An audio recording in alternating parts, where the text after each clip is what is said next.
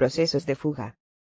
La continua observación de esos métodos, a lo largo de los años, va diseñando para nosotros un perfil más nítido de los secretos y misterios del extravío moral.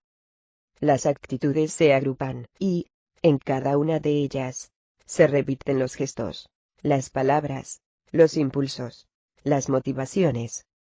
Entretanto, guardan todas, y cada una de ellas, su individualidad y sus sorpresas. No sé cómo explicar ese juego, entre lo inédito y lo esperado. Parece que las posiciones son básicamente las mismas, mas, dentro de ellas, cada uno toma el camino que le impone sus fantasmas interiores. En suma hay ciertas constantes que se repiten, que se cristalizan, que constituyen modelos, padrones, o lo que sea, dentro de los cuales la individualidad de cada uno se preserva, manteniendo cierta autonomía. Es como si, en un concepto amplio de determinismo difuso, ellos actuasen dentro de un amplio radio de libre elección. Vamos a algunos ejemplos. Una de las constantes, identificadas en esos espíritus que persiguen, que dominan, que esparcen el dolor, es la fuga. Huyen de sí mismos, de sus propios dolores, de sus angustias y frustraciones. Sean las que fueren las justificativas que invoquen para sus actitudes. Cuando las presentan el mecanismo es siempre el mismo, procuran olvidar sus propios crímenes y aflicciones, retardar el encuentro con la verdad, anestesiarse en la sensibilidad, por el cruel y deshumano proceso de acostumbrarse a la fría contemplación del dolor ajeno. Es preciso entenderlos bien. No son monstruos irrecuperables, que merecen el santo horror y la condenación eterna. No son seres despreciables, que tengamos que abandonar a su propia suerte, para siempre. Tenemos que aproximarnos a ellos con sentimiento de amor fraterno y de comprensión, no con repugnancia, como si fuésemos los redimidos, y ellos los réprobos perdidos en sus crímenes. Tenemos que entender que están en fuga. La coraza de que se revisten es más frágil de lo que parece, y no es impenetrable a los fluidos sutiles del amor. Se defienden del dolor, atacando, agrediendo, maltratando. Intentan cicatrizar sus propias heridas, abriendo heridas en otros corazones. En el fondo, saben que pueden solamente retardar el reencuentro con sus realidades interiores, mas no ignorarlas para siempre. ¿Cuántos de ellos han dicho que saben muy bien eso, mas sabrán ser hombres, cuando llegue, para ellos también, la cobranza? Mientras no llega, prosiguen sus tareas abominables. Saben de sus responsabilidades, e imaginan, con bastante precisión, lo que les espera un día, cuando caigan.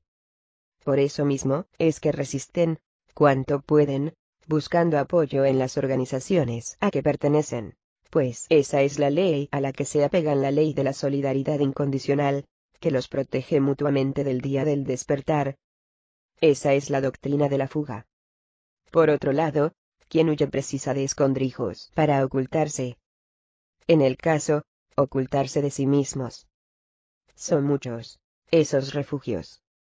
Lo principal para ellos tal vez sea el olvido del pasado.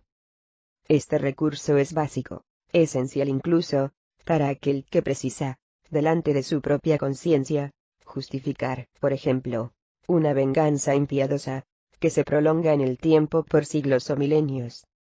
En cuanto el perseguidor olvida los orígenes de su verdadero dolor, él siente fuerzas, en sí mismo, para perseguir a aquel que lo hirió.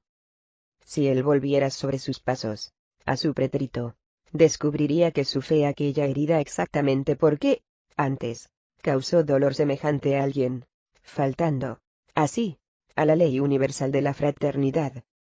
El olvido lo ayuda a mantener encendida la llama roja del odio, y, por tanto, la de la venganza.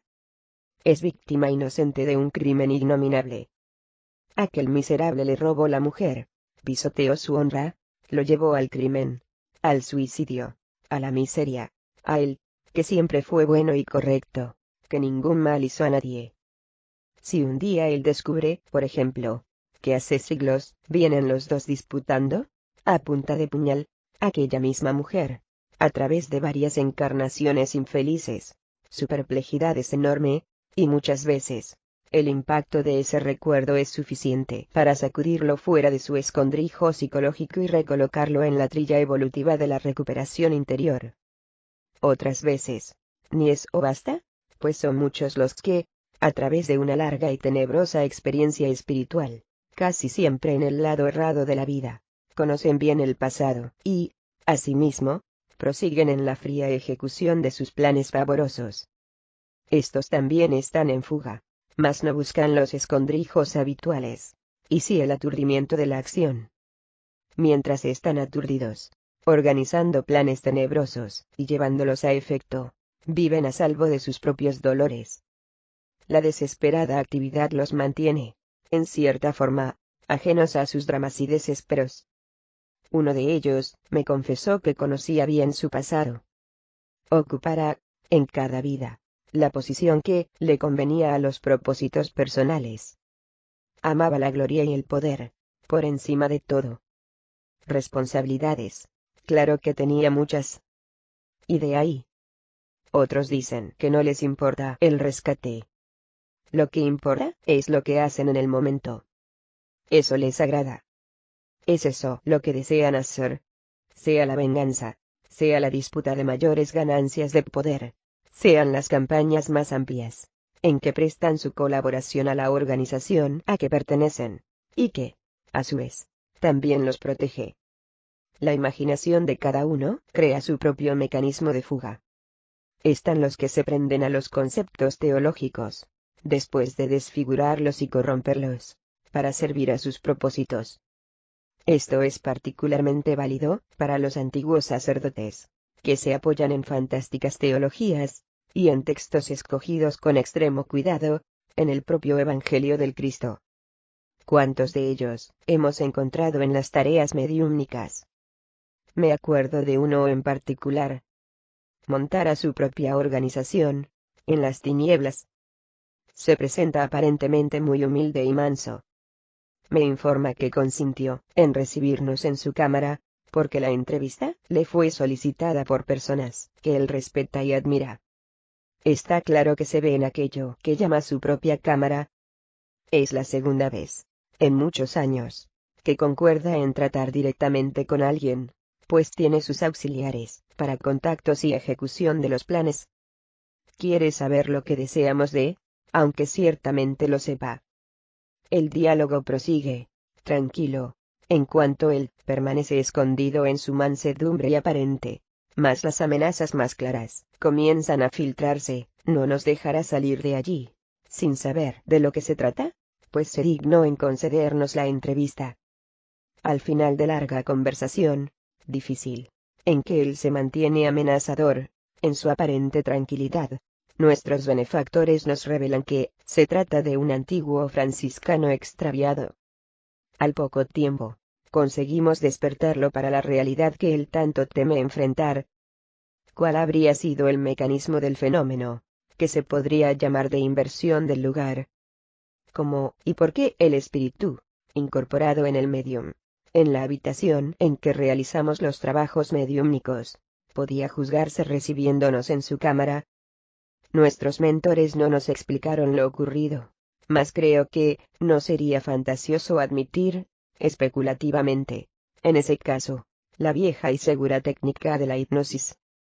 Por más defendidos que se juzguen encontrarse esos compañeros desarbolados, en sus cavernas obscuras, no son invulnerables a la misericordia divina. Si lo fuesen, no tendrían jamás la oportunidad de liberarse de su condición tan dolorosa. Al paso que ellos no tienen condiciones de peso específico para subir a las regiones de la luz a fin de promover disturbios y conquistas, lo que sería inadmisible, los espíritus iluminados pueden descender, sacrificialmente, a los antros de la angustia, y lo hacen con frecuencia, a fin de intentar el rescate de compañeros que ya ofrezcan un mínimo de condiciones para ser ayudados.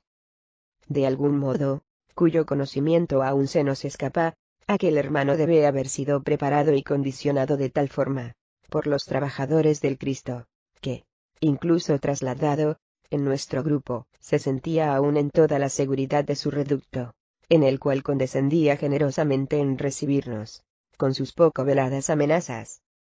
Es posible también, y esta sería una forma alternativa de considerar el caso, que nuestro medium haya realmente sido desdoblado, bajo la protección de lo alto, hasta el lugar, y desde allá transmitido el mensaje que nos posibilitó el diálogo.